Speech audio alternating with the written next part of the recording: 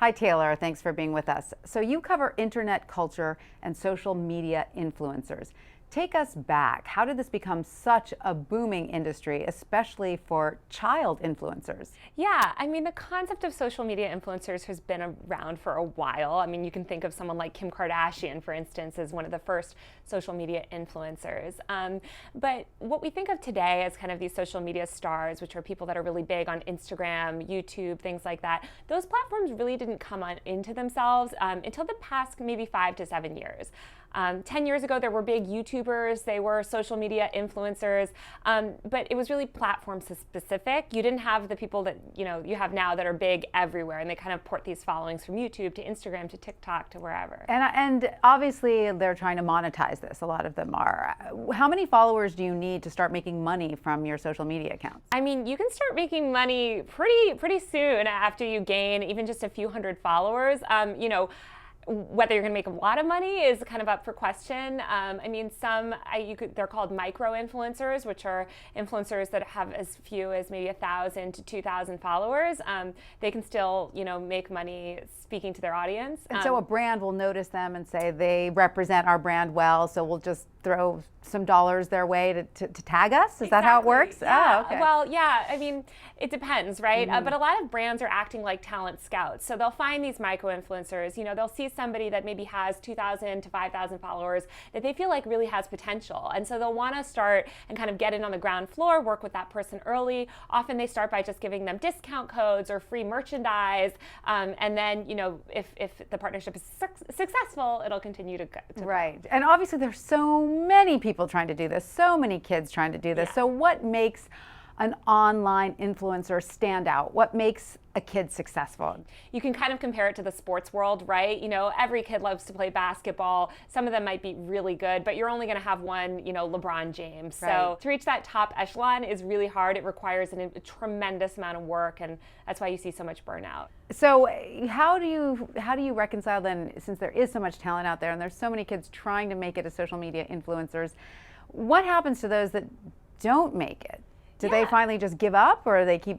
It depends. I mean, some kids, will spend years trying to make it and be dejected and fail and feel like they've wasted a lot of time.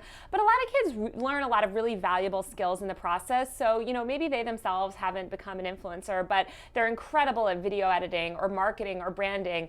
And these kids have skills that people twice their age don't have, Right. and often they have connections directly, with brands, agencies. So they are really well positioned to move into the fields like marketing, communications, advertising. They're learning a lot of business as they go. And what determines top? Is it solely number of followers? It's relevance. It's hard to define. It is. I mean, look, a lot of these people have millions of followers, but it's relevance. I mean, you could have 10 million followers because you were famous in 2010, because you were on The Real World once. That doesn't mean that you're relevant to young people today.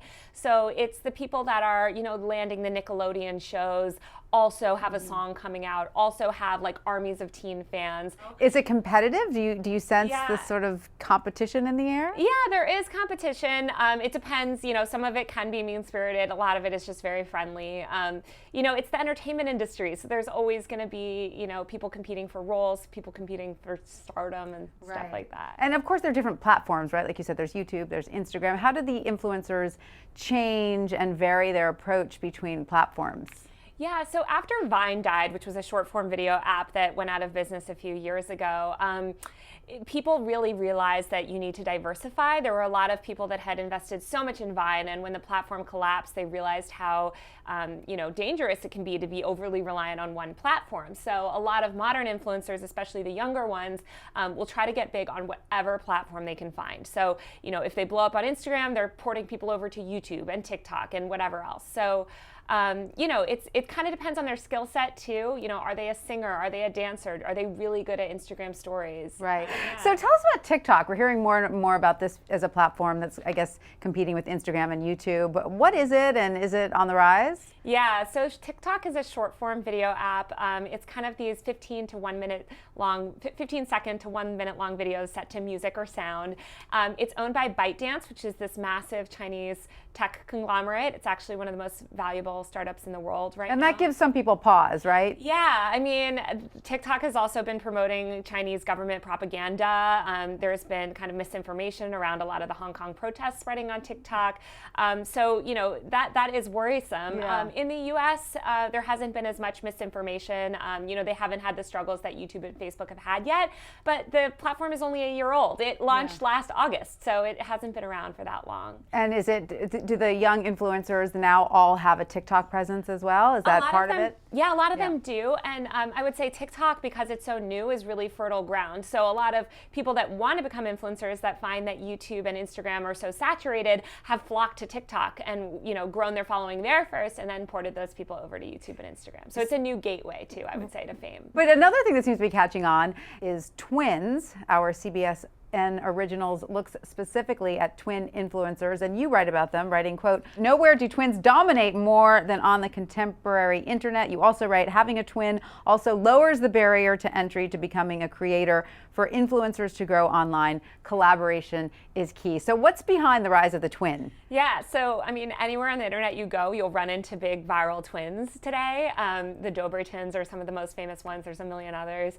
But it's really easy to grow big with a twin if your twin is amenable and also wants to be a famous YouTuber or influencer. You know, they're always around to film. You have a 24/7 collaboration partner. You have someone that you know better than anyone else. It's not like you can have a friendship falling out or, you know, schedules are going to be misaligned. You guys are pretty much always together. And so it's really easy to come up. Also, when you do meet and greets, when you get big, you know, you can split the tasks. Yeah. You guys can both respond to Instagram comments and trade off and play to each other's strengths. So Do you think there's a general public fascination with twins? well, that leads to it too. I mean, they're also just visually interesting. You know, you see two people dressed exactly the same that look the same, and you kind of want to know, you know, if they're interesting or not, if they're the same, if they have telepathy, like all these stereotypes that people have around twins. So it's interesting. They certainly seem fun to watch. But some stuff is not so fun. You write that Instagram has a massive harassment problem. Can you tell us more about that? And what are the dangers for kid influencers online? Instagram and all of these social media platforms can be incredibly toxic and vicious. You know, it is kind of people's default place to reveal personal stuff, express themselves. It's where their social network is manifested. And so that can quickly turn south. A lot of teenagers are bullied by Instagram. You know, it's very easy to set up an anonymous account and hate on someone and never have it traced back to you.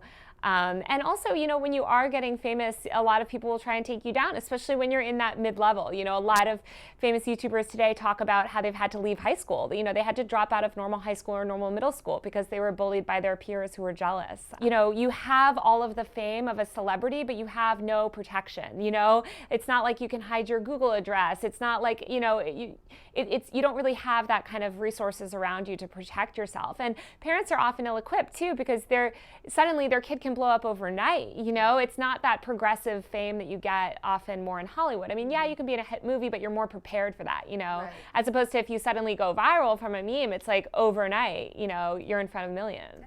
Are there concerns about the mental health, condition of young influencers, especially when they're under so much pressure to keep creating new content? I think, unfortunately, these people are not, you know, they're not getting the attention that they need. I mean, a lot of these kids are working 16, 18, 20-hour days with no break, no protections, and it's grueling, grueling work. So the big theme of 2018 was burnout. We saw tons of high-profile YouTubers like Elle Mills, you know, speaking out and saying, like, this is exhausting and I can't post every day anymore and I'm completely drained and I'm, you know, still young and I shouldn't be feeling like this. But then you have the public saying, oh, well, look at these kids. It's so easy. They're just putting a camera in front of their face, you know. There's no sympathy and it's really ignoring these core problems, which is that this can be exhausting. And sometimes you're not getting 1,000 or 1,000,000 views and you're doing it, you know, for much less, and that can be even more upsetting. Taylor Lorenz, thank you so much for coming to see us. Thank you. Thanks for chatting.